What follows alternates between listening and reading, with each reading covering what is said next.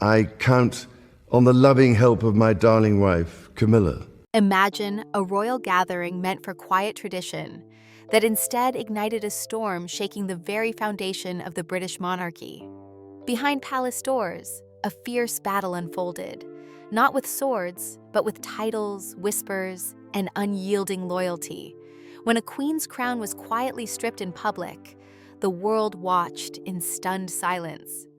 What led to this unprecedented upheaval? And who really holds the power inside Buckingham Palace? The royal family has long been a subject of fascination and scrutiny, with every gesture and title carrying significant meaning. Recently, a surprising development has sent shockwaves through royal circles and the public alike. In an unexpected move, Princess Anne, known for her steadfast dedication to tradition, took the unprecedented step of stripping Camila, formerly recognized as Queen Consort, of her royal title at a high-profile event. This moment marked a dramatic shift in the balance of power within Buckingham Palace and signaled a deeper, ongoing struggle behind the scenes. The incident unfolded at a state function where Camila appeared as usual, poised and dignified, dressed in full royal regalia. The event began routinely, with dignitaries and press anticipating the standard introductions and speeches. However, when the announcer introduced Camila not as Queen Consort, but instead referred to her simply as the Duchess of Cornwall, confusion rippled through the room. This title, one that had not been associated with her publicly for years, sparked immediate surprise. Observers quickly realized this was not a slip of the tongue or an accidental omission. Cameras captured Camilla's subtle but telling reaction.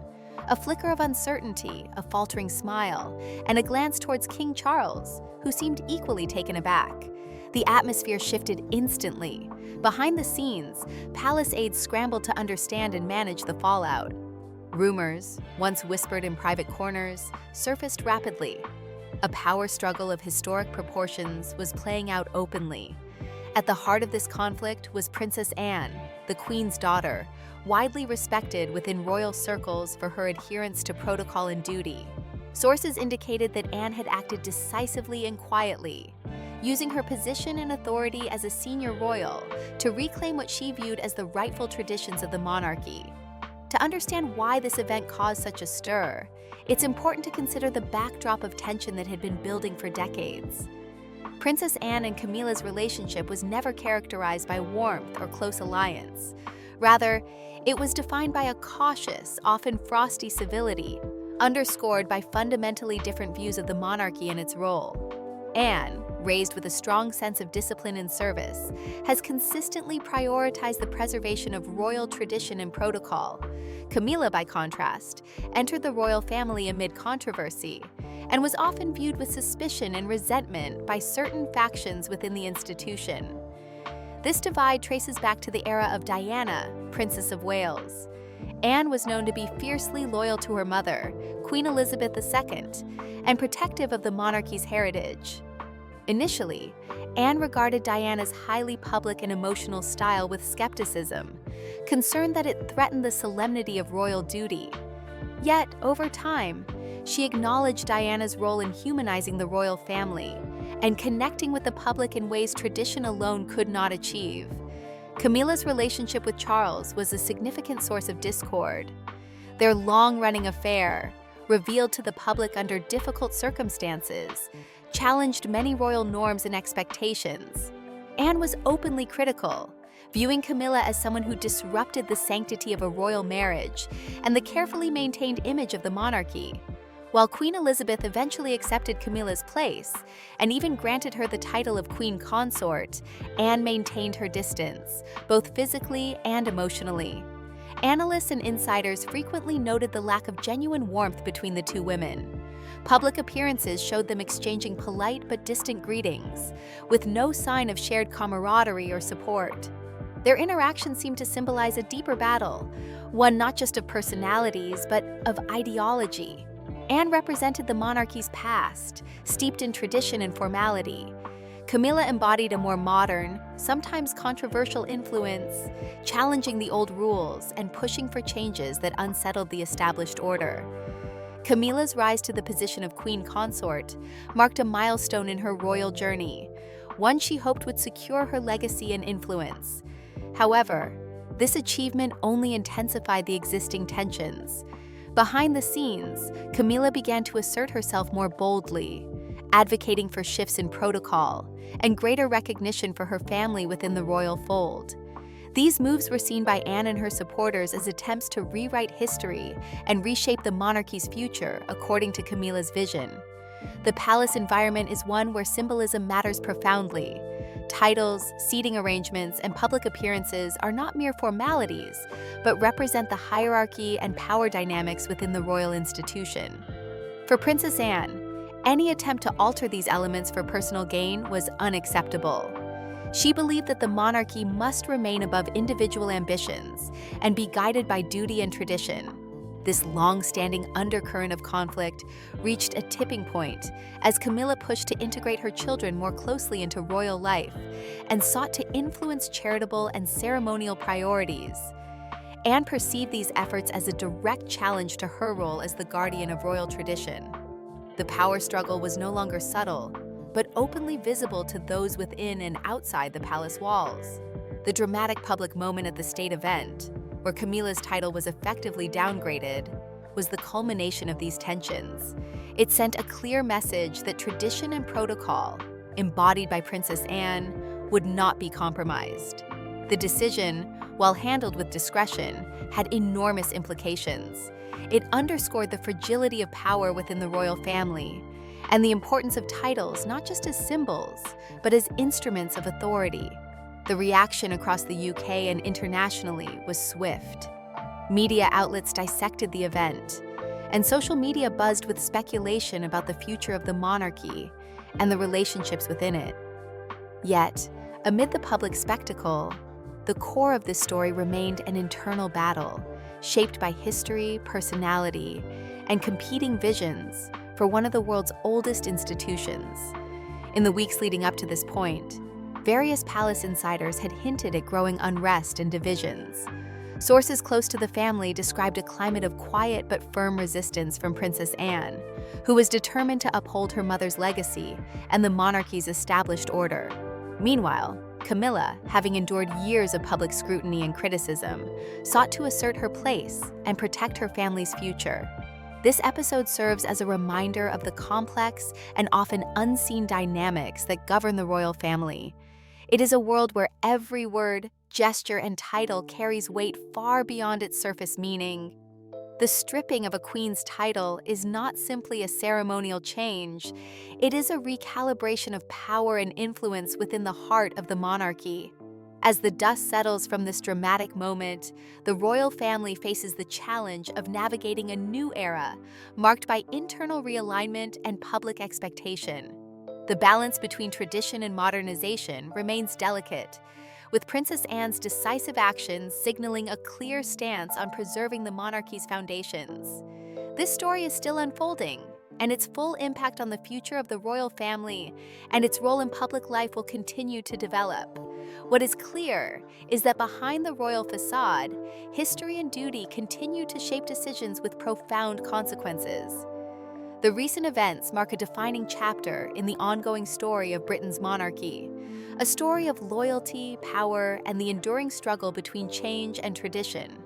Following Camila's formal elevation to Queen Consort after King Charles ascended the throne, many believed her journey within the royal family had reached its pinnacle. After years of navigating public scrutiny and palace politics, she had secured a position that many thought would cement her legacy for decades to come. However, this milestone also intensified existing tensions, as Camila's newfound status gave her the confidence to assert greater influence within royal affairs.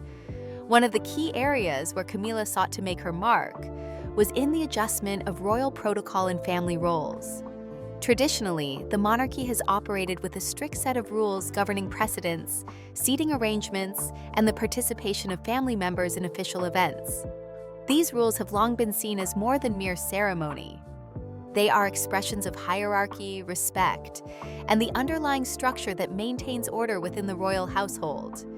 Camila began to advocate for changes that would elevate her side of the family, including her children Tom Parker Bowles and Laura Lopes, who had previously remained largely outside formal royal duties.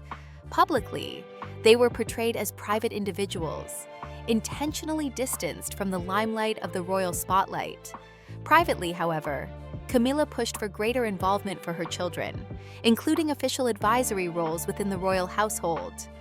One such proposal reportedly included assigning Tom Parker Bowles a formal advisory position that would allow him to work closely with senior royal aides and participate in planning key royal occasions. This was seen as a significant departure from tradition, as such roles have generally been reserved for individuals born into the royal bloodline. By attempting to place her children more prominently within the palace structure, Camilla was challenging long-standing norms. Princess Anne viewed these moves with increasing alarm. Known for her dedication to preserving the monarchy's traditions, she saw Camilla's actions as an attempt to reshape the institution for personal gain. Anne regarded the monarchy as an entity that must transcend individual ambitions and family factions. From her perspective, Camilla's efforts to rewrite royal history and protocol threatened the very foundations of the institution. The tension between the two women was palpable. At a private reception in Windsor, an incident was reported that exemplified the growing rift. Camilla, confident in her new role as Queen Consort, reportedly made a lighthearted comment referring to herself as the real matriarch of the family. This was met with a sharp, cutting response from Princess Anne, who is said to have retorted, "You may wear the crown, but it doesn't mean you carry its weight." This exchange, though brief, was loaded with meaning. It underscored the divide between Camilla's aspirations and Anne's rigid commitment to tradition. Anne's remark was interpreted by insiders as a clear warning, a signal that the Queen's authority and the responsibilities it entails could not be claimed lightly or without merit. At the same time, King Charles found himself caught in the middle of the escalating conflict. Known for his diplomatic nature and efforts to maintain family harmony, Charles attempted to smooth over tensions by downplaying Camilla's proposals as mere modernizing ideas. He reassured Anne that these changes were not intended to disrupt royal tradition, but to help the monarchy adapt to contemporary expectations. However, Anne remained unconvinced.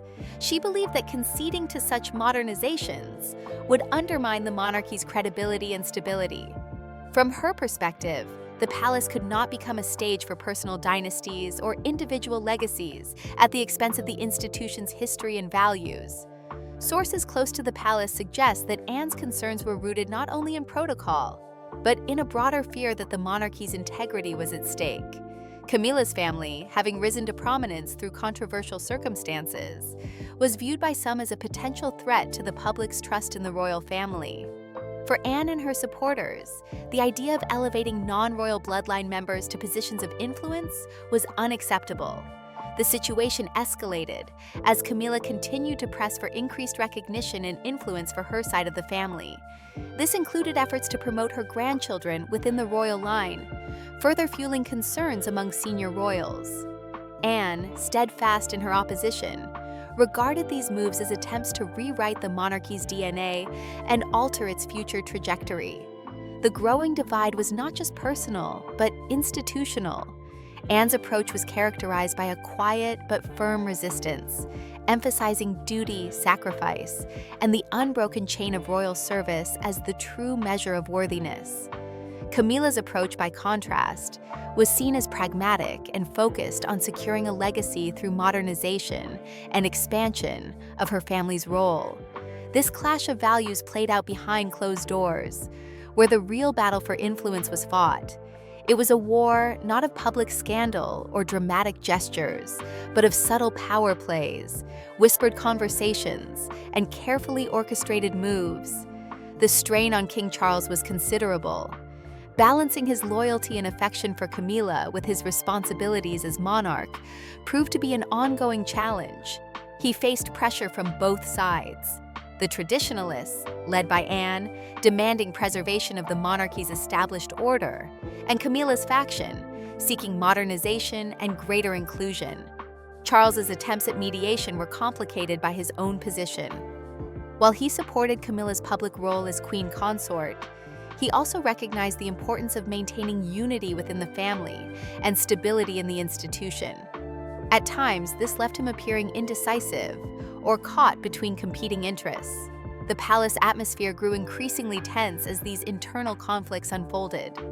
Sources report a sense of unease among staff and aides, who found themselves navigating an environment fraught with competing loyalties and high-stakes negotiations. Ultimately, the conflict reached a breaking point. Princess Anne determined that Camilla had crossed a line too far in her ambitions to reshape royal protocol and expand her family's influence. Anne resolved that Camilla could no longer hold the title of Queen Consort, particularly as she was using it to further personal agendas that threatened the monarchy's integrity. This decision was not taken lightly. Anne understood the gravity of revoking such a significant title and the potential fallout it could cause. However, her commitment to tradition and her belief in protecting the institution compelled her to act. The underlying message was clear. The monarchy could not be a platform for personal power struggles or legacy building at the expense of its historic values. Anne's resolve reflected a broader commitment within the royal family to preserve the dignity and continuity of the crown, even amid changing times. This phase of the story highlights the complexities inherent in balancing tradition with modernization in a centuries-old institution. It shows how personal relationships, family dynamics, and competing visions for the monarchy's future intersect to create challenges that are both deeply personal and profoundly institutional.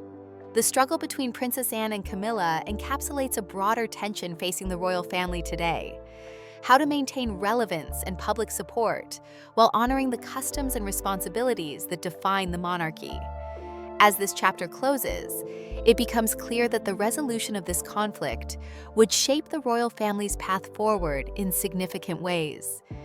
The tension that had been simmering for years within the royal family finally reached a critical moment at Balmoral Castle, the historic Scottish residence, long regarded as a private retreat and sanctuary for the monarchy. What was intended to be a quiet weekend gathering transformed into a defining confrontation that would alter the course of the royal family's internal dynamics. Princess Anne, known for her discipline and loyalty to royal protocol, was the one who called the meeting. Invitations to Balmoral were rarely extended lightly, and when Anne requested the presence of key family members and senior aides, it sent a clear signal that important and serious matters were at hand. This was not a casual reunion, but a deliberate convening to address mounting conflicts that had threatened the monarchy's cohesion. King Charles arrived at Balmoral fatigued and seemingly unaware of just how severe the divisions within his family had become. Camilla, his wife and Queen Consort, attended with a mix of confidence and caution, believing that she could manage the situation through discussion as she had in past controversies. However, this time, Princess Anne was prepared to address the issues head-on, with precision and authority. The meeting took place in a smaller drawing room, away from the ears of palace staff and the public eye. Present were Charles, Camilla, Anne, and a handful of trusted senior aides. The atmosphere was tense and formal, with everyone aware that the stakes were high and the outcome would carry significant consequences. Princess Anne did not raise her voice nor make any dramatic displays. Instead, she presented her case clearly and methodically. Her argument centered on breaches of royal protocol and the compromises to royal precedents and public trust that had resulted from Camilla's recent actions.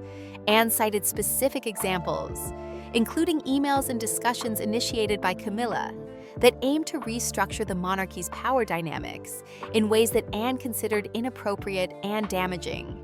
One of the most significant points was the issue of Camilla's use of the title Queen in official ceremonial contexts. According to Anne, this was not a mere formality, but a breach of tradition and royal order. As a result, Anne informed those present that Camilla's use of the Queen title was to be revoked in all formal events where the sovereign was not present. Instead, Camilla would revert to her previous title, Duchess of Cornwall, in such settings. This pronouncement sent shockwaves through the room. Camilla, caught between disbelief and indignation, challenged Anne's authority by stating, "You are not the monarch." Anne's response was firm and resolute. "No, but I am my mother's daughter, and she trusted me to defend what she had accomplished. The moment was charged with emotion, yet conducted with a level of decorum characteristic of royal affairs. The aides present reportedly looked away, sensing the gravity of the confrontation and the finality of Anne's decision. Camilla, visibly upset, exited the room abruptly, slamming the door behind her. King Charles remained seated, stunned and silent, as the reality of the situation settled over the gathering. Anne, composed and unyielding, placed a signed document on the table formalizing the revocation and nodded curtly before departing. Following the meeting, the palace moved quickly to implement Anne's directive. Internal communications were sent to event organizers, press liaisons, and royal personnel, instructing them to update all references to Camilla's title accordingly. While no public announcement or press conference was held, the change became immediately apparent in subsequent royal engagements and official materials. The next public appearance of Camilla was marked by the altered introduction. Announcers, some visibly uncertain, referred to her as the Duchess of Cornwall rather than Queen Consort. Programs were reprinted to reflect the updated titles, and the shift was unmistakable to observers and the media alike. The absence of any formal public statement contributed to a sense of quiet drama. The change was conveyed not through spectacle or headline-making announcements, but through subtle and deliberate protocol adjustments. For those familiar with royal traditions, the message was unmistakable. Camilla's position had been fundamentally altered, and the monarchy's internal hierarchy had been reaffirmed by the Princess Royal. Inside the palace, the impact was profound. Camilla reportedly retreated into herself, grappling with the humiliation and frustration of having her title stripped in such a manner. She expressed anger and disbelief, demanding explanations and seeking to identify who had orchestrated the change. Staff tried to suggest it had been a clerical error, but Camilla was convinced otherwise. Her emotions reportedly boiled over in private moments, with outbursts that reminded observers of earlier periods of royal tension and media attention, particularly those surrounding Princess Diana. Camilla was said to have shattered glassware in her quarters, vocalizing feelings of betrayal and indignation at what she perceived as a calculated and public humiliation. The repercussions extended beyond Camilla's personal experience. King Charles, already under immense pressure as the reigning monarch, found himself deeply unsettled by the rift within his family. Shortly after the gala, where Camilla's title was downgraded, Charles is reported to have engaged in a tense phone conversation with Princess Anne. What began as a calm discussion quickly escalated into a bitter argument. Charles reportedly told Anne, "You've crossed a line." Anne replied firmly, "No, Charles. You did the moment you crowned her queen." The call ended in silence, reflecting the deep fissures between the siblings and the complexity of balancing familial love with institutional responsibility. Those close to the king noted that he spent the night pacing in his private library, struggling with the dilemma of whether to publicly reinstate Camilla's title or allow the matter to settle quietly. He understood that reversing Anne's directive could provoke a wider conflict within the royal family, particularly with factions who saw Camilla as a destabilizing figure. Among those factions were William and Catherine, the future of the monarchy. Both reportedly chose to remain silent during the unfolding drama, neither publicly supporting Camilla nor opposing Anne's actions. Their neutrality was itself a statement, signaling alignment with the preservation of the monarchy's traditions and future stability over personal loyalties. William's position was made clear in a private message sent to Charles shortly after the events. The brief note read, "We need to protect the crown, not personalities." This message struck at the heart of the conflict, emphasizing the priority of the institution above individual ambitions or relationships.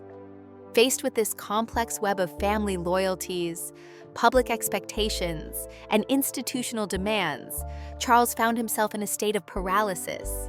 His love for Camilla conflicted with his role as monarch, which required him to uphold the traditions and unity of the royal family. This moment marked a turning point not only for Camilla, but for the monarchy as a whole. The confrontation at Balmoral and its aftermath signaled a recalibration of power within the royal family. It underscored the authority of Princess Anne as a guardian of tradition and a key player in the institution's future. The subtle but firm assertion of protocol and hierarchy reminded all involved that titles are more than symbolic. They are instruments of influence and respect that shape the monarchy's public image and internal cohesion. While the events were handled with discretion, their consequences were far-reaching. Camilla's role was effectively diminished, and her influence within royal affairs curtailed. Meanwhile, the royal family faced a renewed focus on preserving the integrity of its traditions in the face of changing times and internal challenges. This episode highlights the complexities of modern monarchy, where personal relationships intertwine with centuries-old customs. It reveals how power is exercised, not through public declarations, but through quiet, strategic actions that redefine the institution from within. As the royal family continues to navigate these challenges, the legacy of this confrontation will remain a defining chapter. It demonstrates the delicate balance between tradition and change, personal ambition and institutional duty, and the enduring importance of protocol in maintaining the monarchy's stability. In the aftermath of the confrontation at Balmoral and the quiet but decisive revocation of her title, Camilla found herself in a dramatically altered position within the royal family. No longer recognized publicly as Queen Consort, her role diminished both in official ceremonies and within the inner workings of the monarchy. While she remained the wife of King Charles, her influence and standing had been clearly curtailed, marking a significant shift in the balance of power within Buckingham Palace. The change was subtle but unmistakable. At public engagements following the incident, Camila was introduced as the Duchess of Cornwall rather than Queen Consort. Photographs and media coverage reflected this shift, with headlines acknowledging her reduced status. To many outside observers, it seemed like a mere formality, but within royal circles, it was a powerful message about the authority Princess Anne wielded and the limits placed on Camilla's ambitions. Camilla's reaction to this public demotion was reportedly one of shock and profound frustration. Privately, she struggled to come to terms with the loss of the title that she had worked so hard to obtain. Palace insiders described her as inconsolable at times, consumed by feelings of betrayal and anger. Those close to her said she raged at the perceived injustice, lashing out at aides and demanding to know who had orchestrated the move. Her outbursts were said to be reminiscent of earlier moments of tension and distress within the royal family, drawing comparisons to the turbulent days surrounding Princess Diana. Camilla's emotional responses were a stark contrast to the composed public image she had cultivated over the years. Yet behind the scenes, the stakes were deeply personal and emblematic of a larger struggle for power and legitimacy. King Charles found himself in an unenviable position. As monarch, his role was to uphold the dignity and unity of the royal family and the institution as a whole. As husband, he was faced with supporting Camilla amid this internal conflict. The decision by Princess Anne to strip Camilla of her Queen Consort title had created a rift that challenged his ability to maintain harmony. Following the gala where Camilla was publicly introduced with her downgraded title, Charles and Anne engaged in a tense phone conversation. The exchange revealed deep divisions not only over titles, but over the direction of the monarchy itself. Charles reportedly accused Anne of crossing a line, to which she responded firmly that the real breach had occurred when he had crowned Camilla queen. This disagreement illustrated the complex interplay between personal loyalty and institutional responsibility that defines the royal family's inner workings. It also underscored Princess Anne's determination to defend the traditions and hierarchy that she believed were essential to the monarchy's survival. Meanwhile, other senior royals watched the drama unfold with measured restraint. Prince William and Catherine, the future king and queen, chose not to intervene openly in the dispute. Their silence spoke volumes, indicating a preference for stability and tradition over factional conflict. A private message from William to Charles the morning after the event captured this stance succinctly. "We need to protect the crown, not personalities." This statement highlighted a clear priority within the family, to ensure that the monarchy endures beyond individual ambitions or grievances. The broader royal family was also divided along these lines.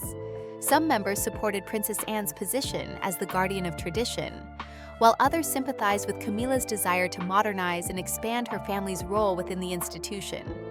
These tensions reflected larger questions about the future of the British monarchy and how it should adapt to changing times without losing its core identity. In the months following the incident, Camilla's public presence became noticeably reduced. The number of her official engagements decreased, and media coverage of her role within the royal family grew more subdued. Whispers about her diminished influence circulated within palace walls, signaling a shift away from the prominence she had once enjoyed. King Charles himself appeared changed. Those close to him described a more introspective and reserved monarch, weighed down by the challenges of maintaining family unity while managing public expectations. His focus seemed to shift towards supporting William and Catherine as the future of the monarchy, acknowledging that the crown's continuity rested increasingly on the younger generation. Princess Anne's actions, though subtle, had recalibrated the monarchy's power dynamics. She reinforced the importance of hierarchy, duty, and tradition, reminding the nation that the royal family was not merely a collection of personalities, but an institution grounded in history and responsibility. Her decision to revoke Camilla's Queen Consort title was widely regarded within royal circles as a bold and necessary move to preserve the crown's integrity.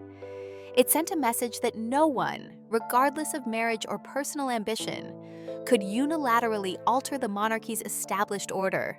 Public reaction was mixed. While some praised Anne's quiet strength and commitment to tradition, others sympathized with Camilla's position as a modern figure, seeking to carve out her place within a centuries-old institution. The episode reignited debates about the role of the monarchy in contemporary society and the challenges it faces in balancing tradition with modern expectations. Media commentary highlighted the complexity of the situation, acknowledging that behind the regal facade lay deep personal struggles and institutional conflicts. The monarchy's future, they noted, would depend on its ability to manage these tensions and evolve without losing its sense of purpose and identity. In the end, the saga underscored the enduring power of protocol and precedence within the royal family. Titles, seating arrangements, and ceremonial roles are more than symbolic. They represent the architecture of authority that sustains the monarchy. Princess Anne's actions reaffirm this reality.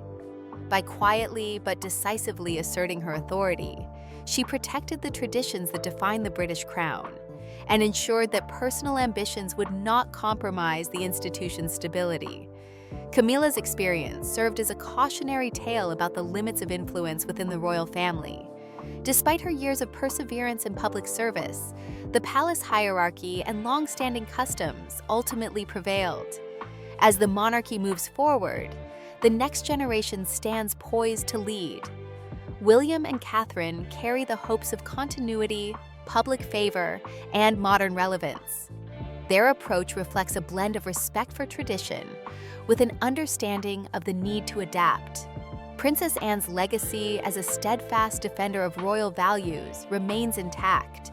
Her quiet determination and willingness to act when the institution was threatened highlight the complexities of royal life, where power is often wielded behind closed doors, and change occurs not through headlines, but through careful, principled decisions. This chapter in the royal family's story is a reminder that beneath the glamour and ceremony lies a delicate balance of power, loyalty, and duty that shapes the fate of the monarchy.